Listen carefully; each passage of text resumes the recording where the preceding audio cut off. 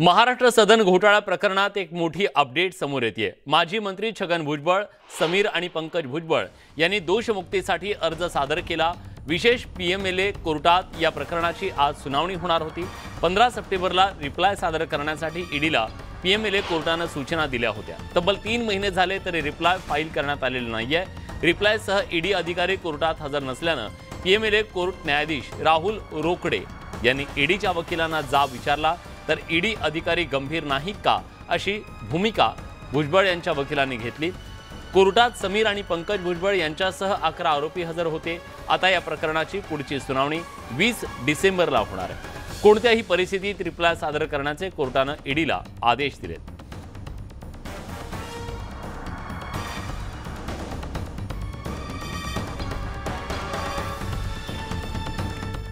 राज्यात परिवर्तन झालं नसतं तर आज शिवप्रताप दिनाला उत्साह दिसून आला नसता, पण शिवरायांच्या पुण्याईने सगळ्या गोष्टी घडल्या असं प्रतिपादन मुख्यमंत्री एकनाथ शिंदेंनी प्रतापगडावरती शिवप्रताप दिनाच्या दिवशी केलं। एक आदर्श राजा म्हणून शिवरायांकडे जग पाहतं आपण 363वा शिवप्रताप दिन साजरा करत आहोत। प्रतापगडावरील अतिक्रमण निघालं पाहिजे ही मागणी होती। नियमानं आणि कायद्यानं काम करण्याचं धाडस दाखवत नव्हते, पण ते अतिक्रमण काढून टाकायचा निर्णय घेतला गेला। पोलीस आणि प्रशासनाचे आभार मानतो। ते पुढे असंही म्हणाले की एकही कॅबिनेट अशी झाली नाही ज्यामध्ये सर्वसामान्यांचा निर्णय झाला नाही। शिवरायांची साक्ष देणारे प्रसंग पुढे नेल्याशिवाय राहणार नसल्याचंही एकनाथ शिंदे म्हणाले।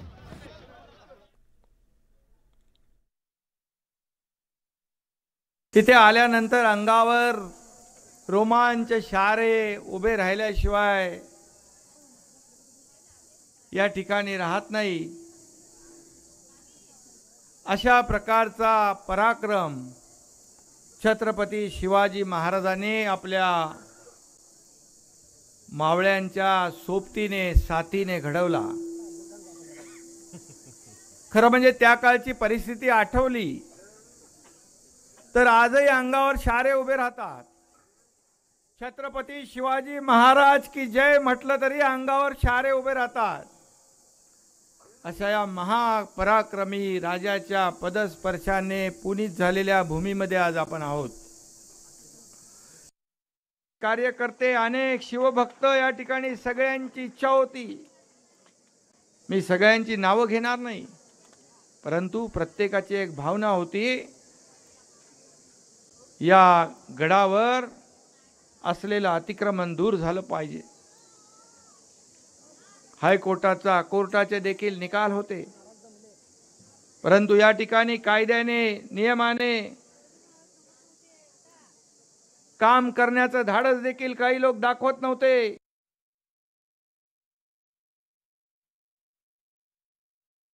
आणि जेव्हापासून सरकार स्थापन झाल्यानंतर मी आणि उपमुख्यमंत्री देवेंद्रजी आणि आमचे मंत्रिमंडळातले सहकारी मगाशी शंभूराज देसाई यांनी सांगितलं की एकही कॅबिनेट अशी नाही की त्या कॅबिनेटमध्ये लोकहिताचे निर्णय नाहीत।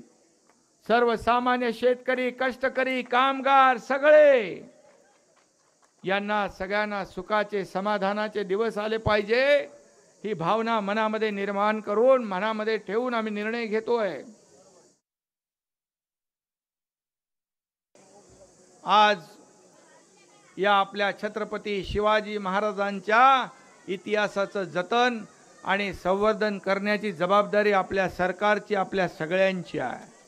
आणि म्हणून आज मी या ठिकाणी सांगू इच्छितो, मी मगाशी जिल्हाधिकाऱ्यांनी मला सादरीकरण त्याचं दाखवलं की याचं कसं कसं आपल्याला काय काय करावं लागेल। आणि मी या ठिकाणी आपल्याला सांगतो की पर्यटन मंत्री इकडे बसलेले आहेत।